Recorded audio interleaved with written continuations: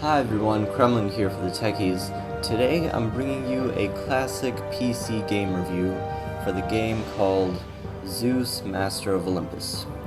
Now, it's a classic city builder game, and for me personally it causes extreme nostalgia since I used to play this all the time when I was a kid, even though I didn't know what the heck was going on. The game takes place in ancient Greece and has a lot to do with ancient Greek mythology, such as the different gods and the heroes and the corresponding monsters that they slay.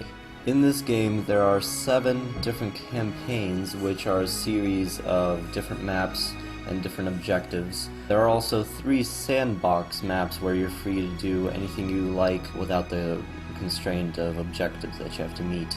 In the campaigns, the main objective is usually to acquire a certain amount of resources, defeat a rival city, or defeat a monster. The monsters in this game appear quite sporadically, and most of the time they limit your access to certain resources that you could otherwise use to help your economy thrive. To get rid of these monsters, you have to summon certain heroes to your city by building halls for them, and those halls in return require different goals to be met to be able to summon the hero. When you begin a new map in this game, you're pretty much starting off with a bare landscape with just a small amount of coins. It is up to you to figure out how you're going to make your money and how you're going to feed your citizens and so on and so forth.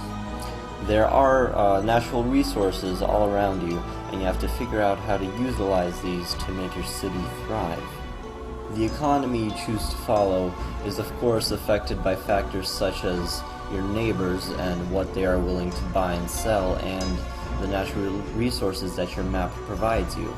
But it's necessary to have some kind of economy, whether it be conquering your enemies and then making them pay tribute to you, or just selling olive oil to nearby towns. There has to be a way for you to acquire money in this game, and that takes quite a bit of ingenuity, which adds so much intricacies to this game that are just very addictive and very enjoyable. I do have a few quarrels with this game though, the main of which being the lack of a good combat system. If you're trying to conquer some other city, there's no problem. You just send your troops off to war and they just go and conquer the city. But when you're defending against an oncoming invasion, the system is horrible. There are 2 methods of controlling your troops. There's an automatic mode, which just means that your troops stand there in the approximate location where the enemy army is going to attack. And they don't care, they don't have any artificial intelligence. There might be some towns in between the invading army and your army. They don't care. And the other method is for them to be manually controlled, and believe it or not, it's an even worse system.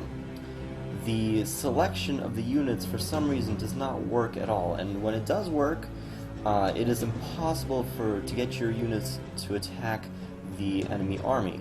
And no, there is not a select all feature. You can't just move all your units to one spot. It's ridiculously tedious. So if you're doing this, my recommendation is to just conquer the city before it gets to you. The other problem which I have with this game is not really a problem with the game, but the lack of a feature in the game. A map editor or a scenario creator would be perfect for this kind of game.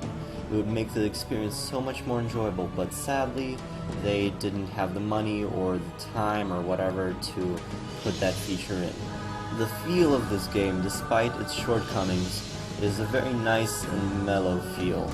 The pedestrians in the streets all have different things to say if you click on them, and they're often useful and funny as well. The sun was in my eyes! How can I perform well with the sun in my eyes? All hail, my hearty crew! Poseidon will soon wonder where all his fish went. Overall, the gameplay of this game is extremely enjoyable, despite its shortcomings.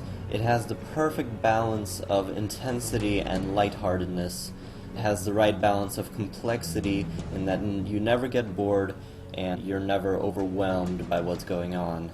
If you're a PC gamer and you're able to appreciate the value of a classic game by looking beyond the subpar graphics and focusing instead on the gameplay, I highly recommend this game to you.